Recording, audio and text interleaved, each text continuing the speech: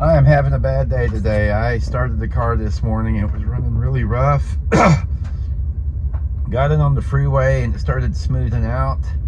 But then as soon as I got to the place where I was going, engine light came on.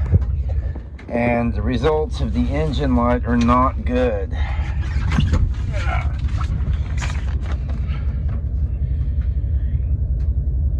Too many misfires within, the code is P0301. Cylinder 1 misfire. Replace the head gasket, spark plug, and a cylinder head. So that's not cool. So what I'm gonna do right now is I'm gonna change the oil to see if any coolant is getting in the oil, and we'll go from there. But you can see the other problem that I'm having to deal with today. It's raining. It keeps raining hard and then it kind of just sprinkles and it's going back and forth. So I don't know. It's a messy day, and it's a lot funner to be doing this kind of work when you don't have to. My Toyota Prius got totaled a few weeks ago, so this is my main source of transportation, and this is not ready to go. So I don't know, but I'm just not seeing any evidence of, it may be hard to see in this video, but I'm not seeing any evidence of water in the oil. So I just did an oil change a few hundred miles ago. I may just, no, I don't have any way I can put this back in my car, but I've got another bucket of some oil that I'll pour in there. I'll just throw this out. So I'm gonna go ahead and get some oil back in the van and think about replacing this #1 spark plug. Okay, when I woke up this morning, I didn't think I was going to get anything done because of the rain all day, but here I am. What I did is I rented a EverTough fuel pressure test kit from Oreilly's. It cost me $167.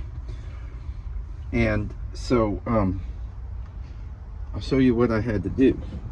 So the way the thing works is you've got this hose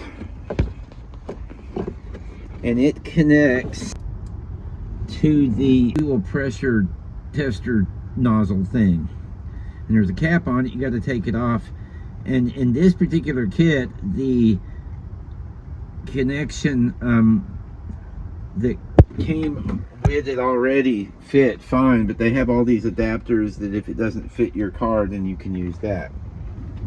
So it just threads on, and then once you do that, you're supposed to cycle your motor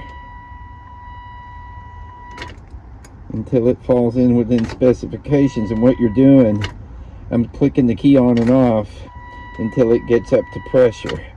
And the reason why that's happening is because, of course, every time you click on the ignition, it kicks on the fuel pump. I don't think you can hear it, the fuel pump. It's pretty quiet. It's under the van, under the cargo area. But it's 48 pounds. It looks like it's running between 40 and 50 pounds, and that's pretty much within specs. So I think that the van is getting enough fuel, and that's not the cause of my spark plug misfire. There's something else that you need to know when you're using one of these fuel pressure kits.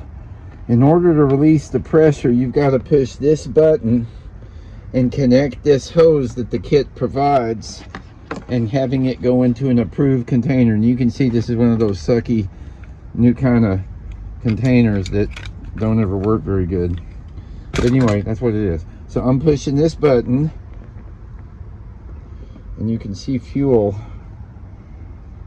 moving through. So you can see I got most of the fuel out, but there's still some in there. So what I'm going to do is disconnect it at the source. There's no pressure in there now, so hopefully I won't get a spray of fuel. And then I'll just pick up the end of the hose as quickly as I can. Probably need to put this on the ground.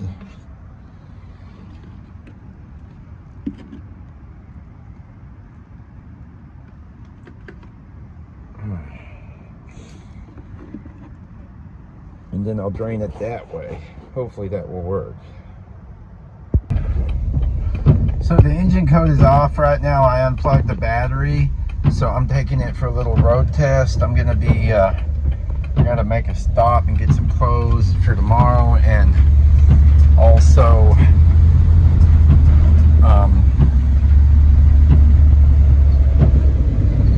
well, my mom is playing in a community orchestra in Saline County, so I'm gonna go check that out.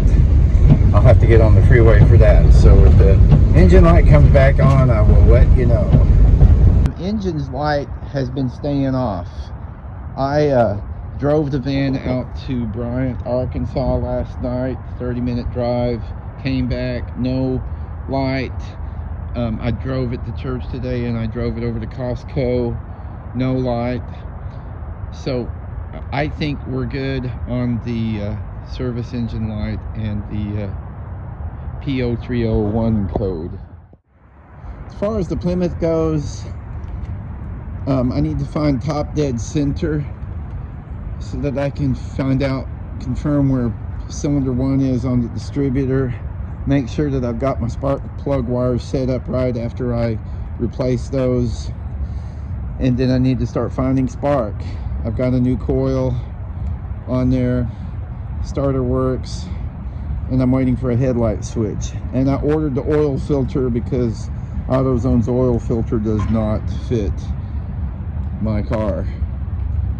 So that's where I am with that, and hopefully next weekend that's where we're going to be getting busy on that. Thanks for tuning in. Please like and subscribe if you liked what you saw.